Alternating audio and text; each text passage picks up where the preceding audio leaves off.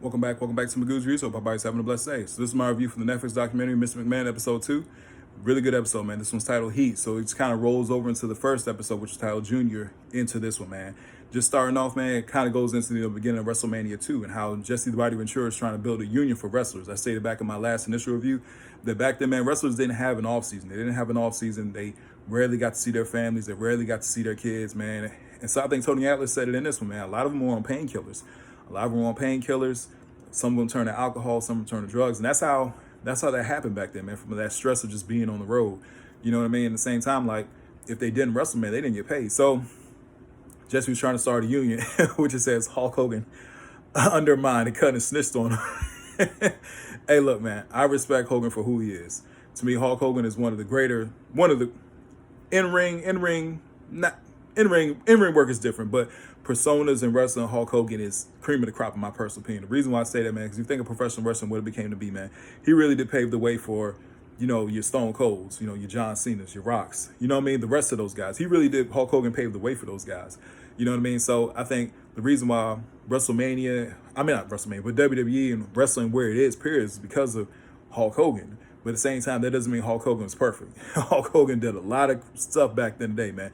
A lot of wild stuff. You can go look it up yourself, man. There's a lot of great wrestling channels out there who do speak on the stuff that Hulk Hogan has done, good and bad. You know what I mean? But that was wrong for Hogan to do. Because, man, those guys, they needed it, man. They needed that time, to see their families. But at the same time, the WWE and what it was becoming, man, Vince was like, he was Thanos, bro. I said it in my last initial review. Vince McMahon is the kind of person back then, when he took over those territories, that's the initiative of like, he's stomping in your hood with his flag, repping it. Like, he don't care, and he's going to take it over.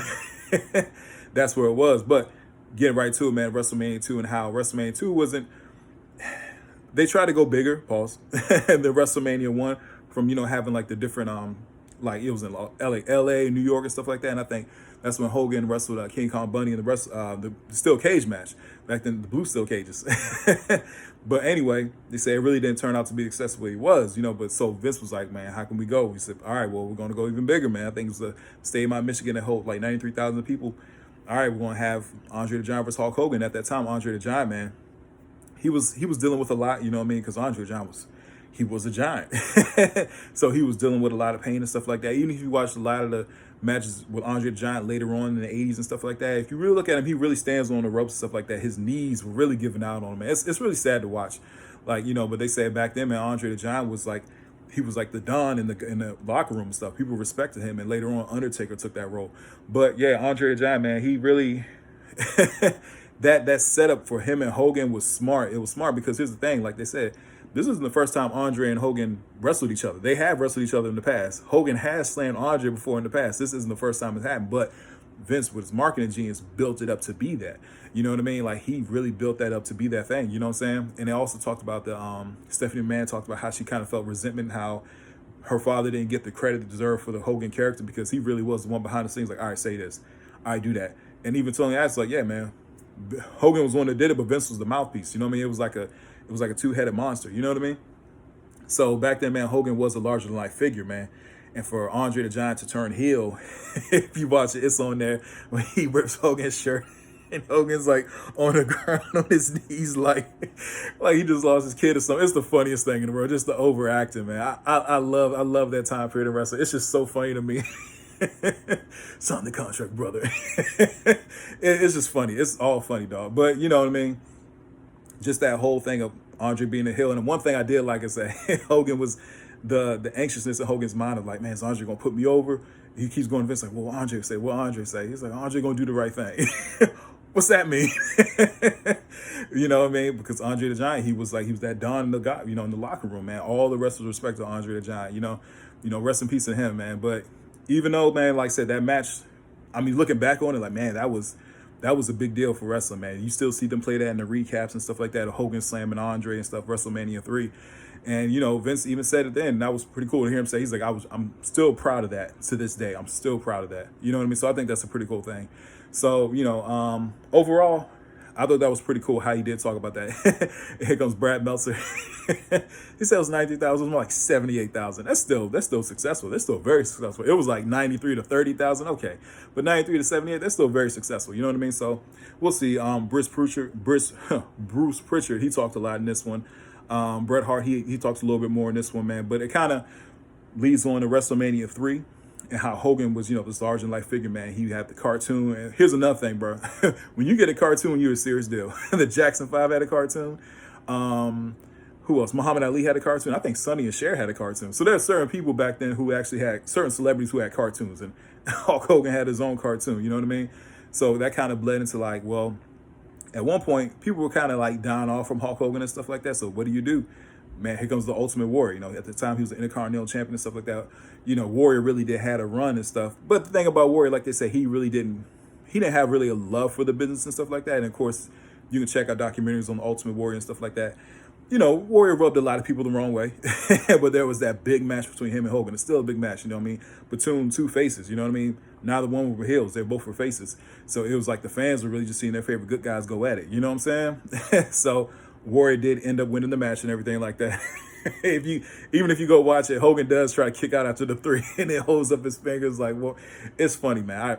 Going back and looking at that, it's just funny to me, So, but as they say, Warrior leading on, it really didn't, it didn't last too long with him. So bringing Sergeant Slaughter, but here's another thing with Vince, bringing in world politics and stuff like that with the whole Iran situation and stuff. And this when George Bush Sr. was in office.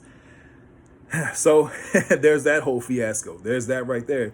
So they bring Hogan back, the real American hero. But now you see WWE now more in the tabloids and stuff like that because it's a lot bigger. You know what I mean? WWF at the time, it was huge, man. It was huge. So, it got more eyes on it. It got a lot more eyes on it. You know what I mean? So now, after that, here comes the allegations. Here comes the scandals, man. Like, this is stuff I knew. Like I said, this isn't stuff that blew me away. Like, oh my gosh, I didn't know that. But it's always, like I said, it's a good refresher. Like, what's her name? Oh, the referee, the female referee. It slipped my mind.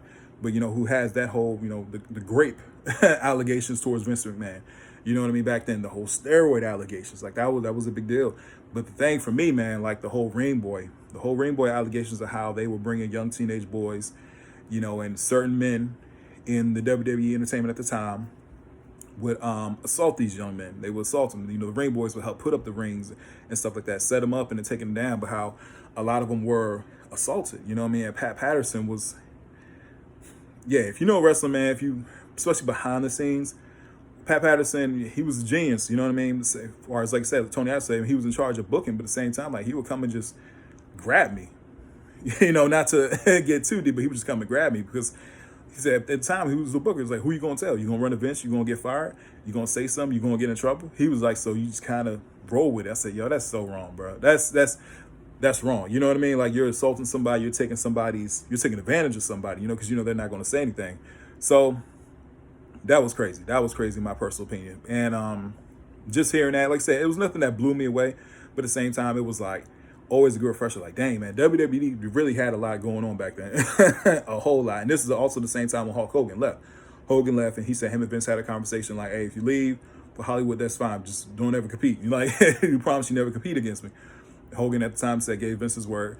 Next thing you know, the whole steroid allegations is coming up and stuff like that. Hogan goes on Arsenio Hall saying, I never took steroids.